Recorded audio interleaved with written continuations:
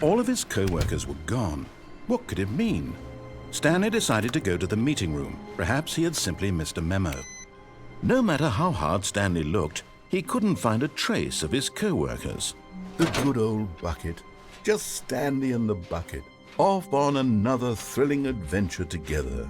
Stanley clutched the bucket tightly to his chest. This was not the correct way to the meeting room, but Stanley had felt the bucket calling to him, telling him that the employee lounge was simply the place to be. Oh. And here it was. Had the bucket turned out to be correct? Was it? No, never mind. The bucket was wrong. Stanley took the door on his left to go back to the meeting room. No, said the bucket. No. Don't go to the meeting room. Go somewhere else. The cargo lift, yes. Go there. Go to the cargo lift.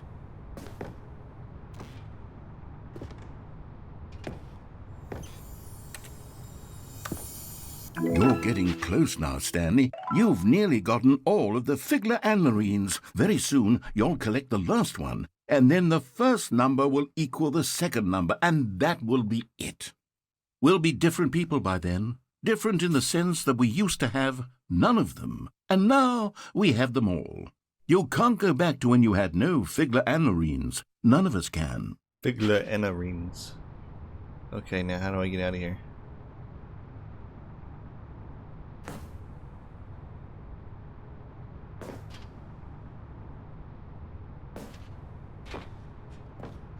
I think I'm stuck. Can I get down to the floor? Is it possible?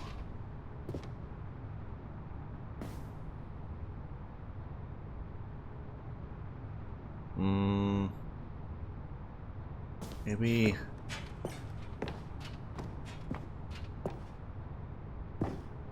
But Stanley feared that any path he walked might lead to the separation of himself and the bucket, his dearest friend. So he threw himself to his death, that they might die in one another's arms. How deeply touching.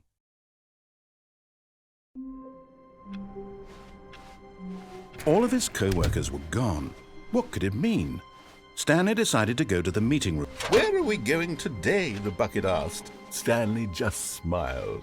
Anywhere they went together would be... Stanley clutched the bucket tightly to his... This was not the correct way to the meeting room, but Stanley had felt the bucket calling to him, telling him that the employee lounge was simply the place to be. And here it was. Had the bucket turned out to be correct? No, never mind. The bucket was wrong. Stanley took the door on his left to go back to the meeting room. No, said the bucket. Don't go to the meeting room. Go somewhere else. The cargo lift. Good, said the bucket. Now ride the lift all the way to the top. There's something up there I need you to do. Stanley did not question why or how this bucket was speaking to him. It should have alarmed him, of course, because buckets can't talk. But Stanley chose not to think about this obvious fact. He was firmly convinced that the bucket had spoken to him, and he unthinkingly did whatever the bucket asked.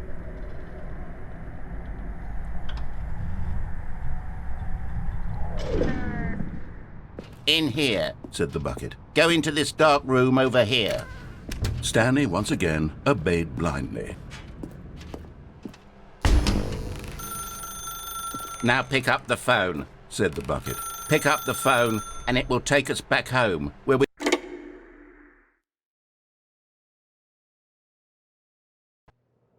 This is the sad story of a man named Stanley and his bucket. Once upon a time, I gave Stanley a bucket because I thought he was lonely and could use a friend. And then, very distressingly, he began to believe the bucket could speak to him.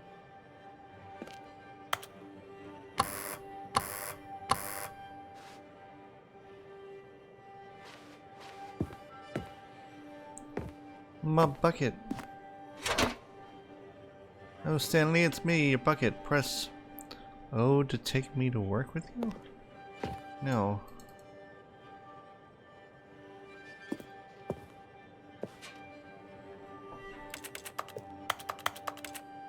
Can I do anything in here? Oh. Clock. Why is there a time on it? I want some food.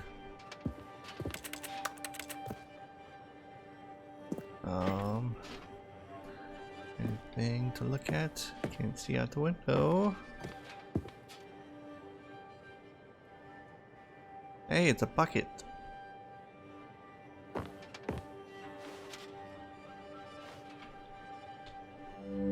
The Stanley Parable Reassurance Bucket was merely meant to provide the comforting glow of companionship.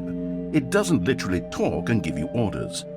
Whatever Stanley is hearing the bucket say to him is just in his head.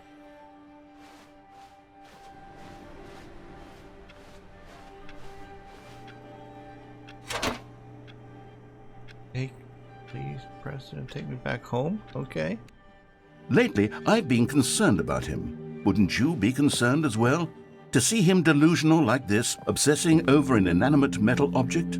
I want to say something to him, but I don't know how I can convince him. I don't know if he'll listen to me. You just keep going back and forth?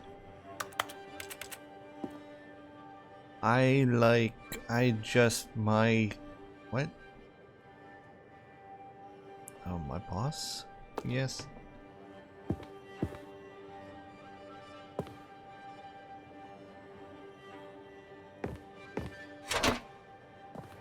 Q. Oh, I'll try anyway. Stanley, can you hear me? Listen to me. No. It's just a bucket. It can't think, it can't talk. All it will ever truly do for you is effectively transfer a liquid from one location to a different location. That's it. It doesn't do anything else. I don't believe you. Don't listen to the loud man. Press G for us to go back home. Oh, it's dark. You see, he's not listening. He's still taking orders from the bucket. You know, once upon a time it was me he took orders from, me he trusted and listened to. Now all he cares about is his awful bucket, this stupid hunk of metal. It's hard to ignore anyone in your life except for me. Yes. It's sad, but I suppose he doesn't need me anymore. From now on, he's just going to cling to this bucket, this cold, empty bucket, this sort of shiny bucket. Well, I'll give it this. The bucket does have a nice shine to it. You believe I'm real, don't you, Stanley? Press M to go back home. Yes, I suppose on closer inspection that it doesn't quite look like your average hardware store bucket. TV's It's on. just a little more, what am I trying to say? Sturdier, more capable of transporting liquid. Like it would be better at moving an amount of water from one room to another. Press Z to relive the same day with me over and over and over and over and over and over. Oh my God, what am I saying? Better at carrying water from room to room. It's a bucket. It's literally just a bucket. Why do I feel some need to point out the ways in which it's so much more than just a regular bucket? Press G to go home, to work, to home, to work, to home. Oh no. I'm having feelings. For the bucket. No, no, no, no, no, no, no, no. What's going on? Why do I want to be with the bucket? Door's open. Hear what the bucket has to say. Do anything it asks. What's wrong with me? I don't understand. Perhaps if I had the bucket, this would be less confusing. Yes. The bucket could tell me what a to do bucket? in this troublesome situation. Kidding me, bucket?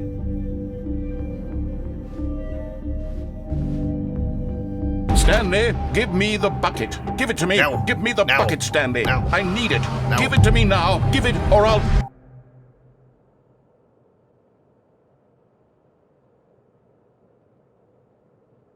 Go back to work, Stanley.